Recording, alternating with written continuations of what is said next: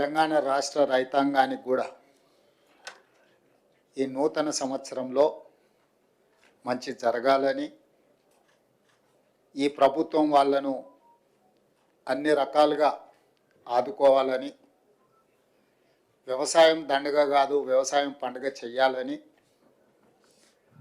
మా ప్రభుత్వం పట్టుదలతో చేపట్టిన కార్యక్రమాలలో భాగంగా రైతు భరోసాకు సంబంధించి శాయశక్తుల ప్రతిపక్షాల నుంచి మొదలు పెడితే పత్రికల ప్రసార సాధనాల వరకు ఊహాగానాలు చేయడం,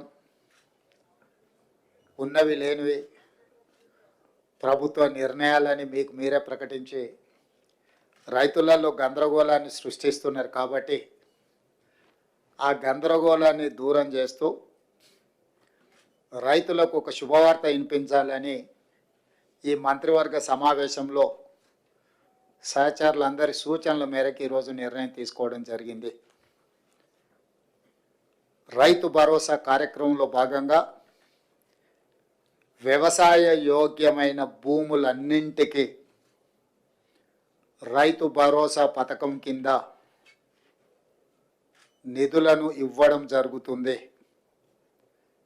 గత ప్రభుత్వం రైతు బంధు పథకంలో భాగంగా సంవత్సరానికి 10,000 ఇస్తే,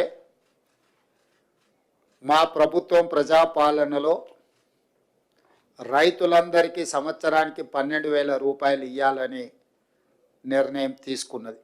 ప్రపంచంలో ఏ మూల ఏ క్షణం ఏం జరుగుతుందో వేగంగా తెలుసుకోవడానికి తొలి వెలుగు వాట్సాప్ ఛానల్ని ఫాలో చేయండి.